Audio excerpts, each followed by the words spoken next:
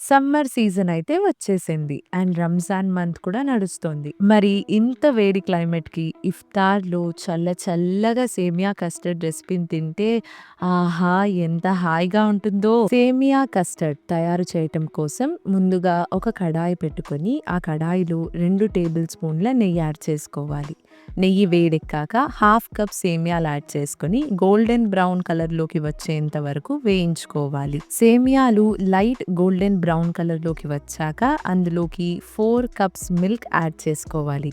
ఇక్కడ half cup సేమియాలకు 4 cups మిల్క్‌ని add చేసుకుంటున్నాను. Milk add చేసుకున్నాక అంతా ఒకసారి కలిపేసుకొని హాఫ్ కప్ షుగర్‌ని యాడ్ చేసుకోవాలి. మీకు స్వీట్‌నెస్ తక్కువ అనిపిస్తే మీ టేస్ట్‌కి అనుకూలంగా షుగర్‌ని ప్లస్ ఆర్ మైనస్ చేసుకోవచ్చు. షుగర్ యాడ్ చేసుకున్నాక అంతా ఒకసారి కలిపేసుకుని సేమియాలను పాలల్లో ఉడికించుకోవాలి. సేమియాలు ఉడుకుతూ ఉండంగా 2 టేబుల్ స్పూన్ కస్టర్డ్ పౌడర్‌ని హాఫ్ కప్ మిల్క్‌లో ఉండలు లేకుండా నీట్‌గా కలుపుకోవాలి. నెక్స్ట్ ఇప్పుడు సేమియాలు ఉడికాయా లేదా అని చెక్ చేసుకొని కస్టర్డ్ పాలను నిదానంగా యాడ్ చేసుకోవాలి. కస్టర్డ్ పాలు యాడ్ చేసుకునేటప్పుడు ఫ్లేమ్ లోలో ఉంచుకొని యాడ్ చేసుకోవాలి. కస్టర్డ్ యాడ్ చేసుకోగానే వెంటనే బాగా కలిపేసుకోవాలి, లేదంటే ఉండలు కట్టేస్తుంది. లేదా మెల్లగా కలుపుకుంటూ కస్టర్డ్‌ని యాడ్ చేసుకోవాలి. కస్టర్డ్ యాడ్ చేసుకున్నాక ఒక బాయిల్ వచ్చాక దాన్ని గిన్నెలోకి ట్రాన్స్ఫర్ చేసుకొని అందులోకి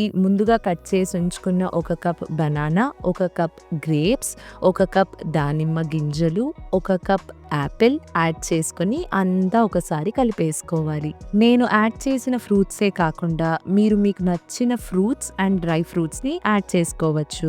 ఇలా అంతా ఒకసారి కలిపేసుకున్నాక ఈ సేమియా కస్టర్డ్‌ని 2 అవర్స్ వరకు రెఫ్రిజిరేట్ చేసుకోండి. 2 అవర్స్ తర్వాత రెఫ్రిజిరేటర్ నుంచి తీసుకొని అంతా ఒకసారి కలిపేసుకొని లాస్ట్ అండ్ ఫైనల్‌గా బాదాంతో గార్నిష్ చేసుకొని సర్వింగ్ బౌల్‌లోకి సర్వ్ చేసేసుకోవటమే. అంతే, ఎంతో రుచిగా ఉండే సేమియా కస్టర్డ్ రెసిపీ అయితే రెడీ అయిపోయింది. మరి ఇంకెందుకు ఆలస్యం, మీరు ఈ సేమియా కస్టర్డ్ రెసిపీని మీ ఇంట్లో ట్రై చేసి మీకెలా కుదిరిందో మాకు తప్పకుండా తెలియజేయండి. మీకు ఈ రెసిపీ నచ్చినట్లయితే లైక్, షేర్ అండ్ సబ్స్క్రైబ్ తప్పకుండా చేసుకోండి. సరే మరైతే ఇంకో వీడియోతో మళ్ళీ కలుద్దాం. ఇట్లు మీ అభిరామి.